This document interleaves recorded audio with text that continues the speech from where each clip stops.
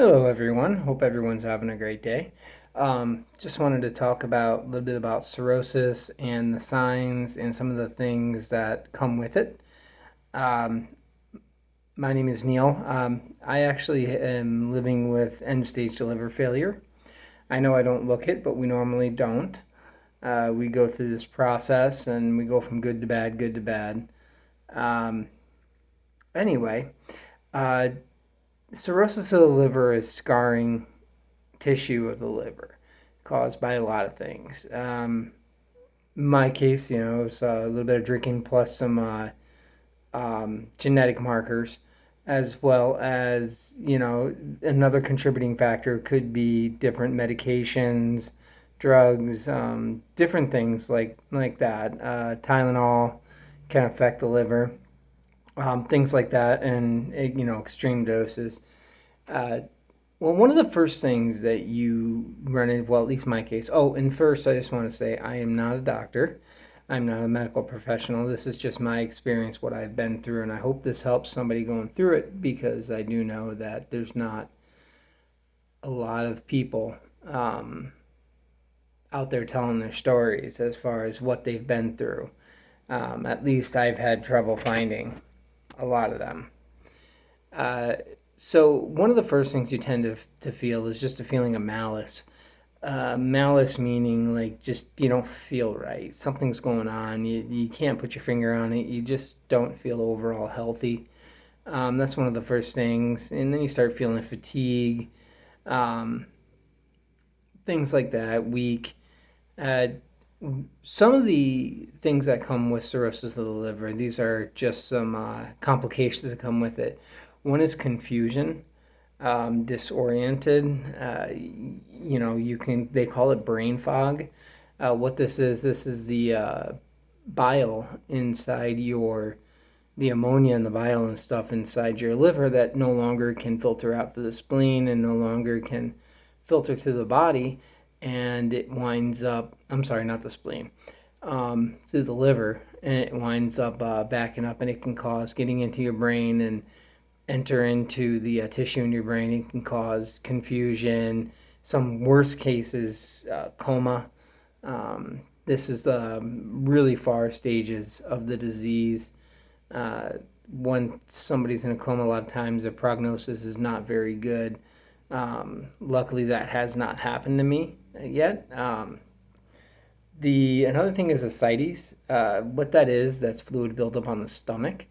Um, a lot of times you wind up seeing a guy that, you may wind up looking like a guy being pregnant. What that is, that's the fluid built up in the stomach between the tissues.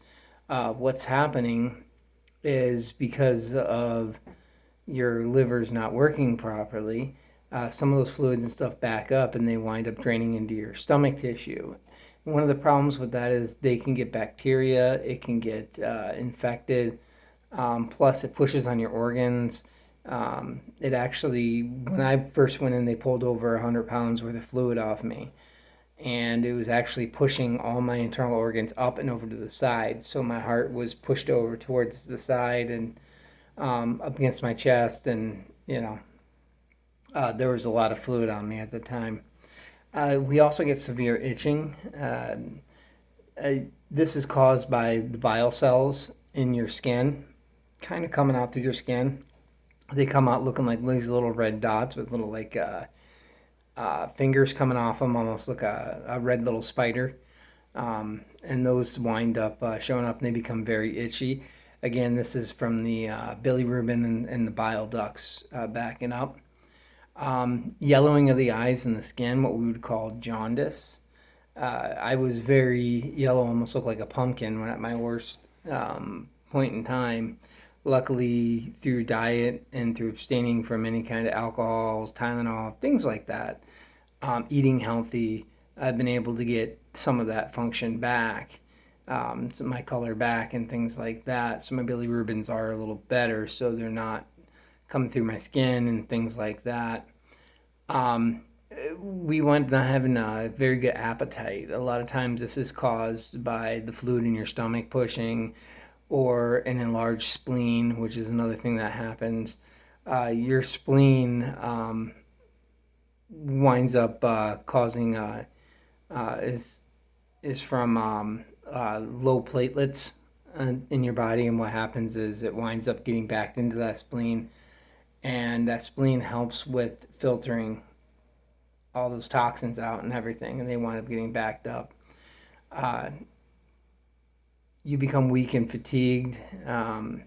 Just sometimes a sense of not being able to do anything, just wanting to sleep, sleeplessness.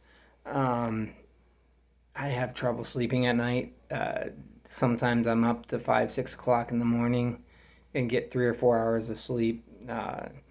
Sometimes I wind up sleeping all through the day because I can't sleep. And then my body just gives up and says, we're done, and that's it. Um, Nausea. I get random nausea. I had a pretty good bout of it today. Just showed up and, wind up causing you not feeling well, causing you again not to want to eat. Again, this is from the different functions that your liver has, especially to do with uh, your albumin, which is your proteins in your body, which is very important for your liver to help produce and maintain. Um, the other thing is edema.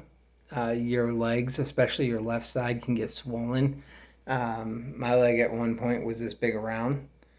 Um, and what that is, that's fluid built up in one extremity or the other where you can kind of push on it and it leaves an indent for a little while. That's pitting edema. You can get bruising, easy bruising. Um, Also, you have a chance of bleeding out if you get cut. You don't clot very well. This is from the vitamin K, which is a clotting factor, which becomes low in your body.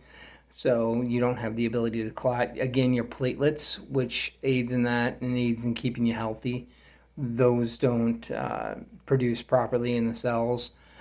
So you are susceptible to getting sick or, catching other things and stuff like that. So your immune system does get beat up a bit. Also, I get cold very easily. Uh, Deficiency from iron, things like that, edema. Um, so I mean that's something that's pretty common. Another thing in late stages is what's called portal hypertension. You have a main vein that carries most amount of your blood through your body, and that passes right through your kidneys, and then the kidneys is designed to filter everything out, to put oxygen back into the blood so that it can healthy and flow through your system. Well, what happens is this hardens, and the fluids and the blood's not able to get through those veins very well, so it builds up pressure, and that pressure can affect other organs in your body. Eventually, it's a possibility that it could affect your kidneys.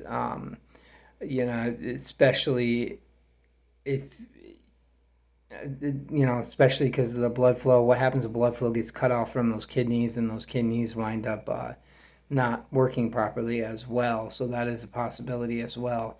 Varices is another one. What happens is when you get that portal hypertension and that blockage of veins, the blood has to get through one way or the other. So it actually creates like kind of new roadways in a way.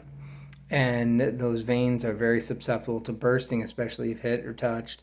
I have vomited blood before. Had to go in. I have had 8 varices, which are again are those veins that shouldn't be there that are coming out. Binded. What they do is they put like a band around them, and they go into the throat, and they put a band around them to stop them from bleeding, because that's another major thing. That's a major one. If you wind up experiencing, blood in your, in your uh, you wind up throwing up blood, or you wind up blood in your stools or what have you, that's a major sign you should get to the hospital and go be checked. Um, it's just an overall feeling of just weak. Um, you don't have the energy to do things, and sometimes you don't have the want to do things. There's a mental part to it. because you know that your lifespan is limited. Um, with end stage liver failure, they say an average is like a year. I've already been living with this for about a year now. Uh, I'm doing better than I should. Uh, I have listened to all of my doctors and gone through and done what they have asked me to do. And I will talk about that in another video as far as treatments and stuff that they give you when you do get this cirrhosis or the liver failure. So I hope this helps with, just some of those things that you have. And except for the kidneys, pretty much I have been through all of these. Every last one of these that I've mentioned, I have had to some extremely severe. At one point, I've had my lung kept filling up, so they had to put a chest tube in, and I was living with the chest tube for almost a month. Um, and again, those fluids can get bacteria in the lungs and stuff like that because that fluid's not supposed to be there.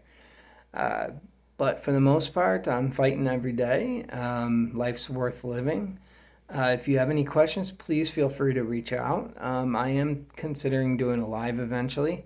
There's also a GoFundMe page if you'd like to help me out in my journey. I'm trying to get the word out.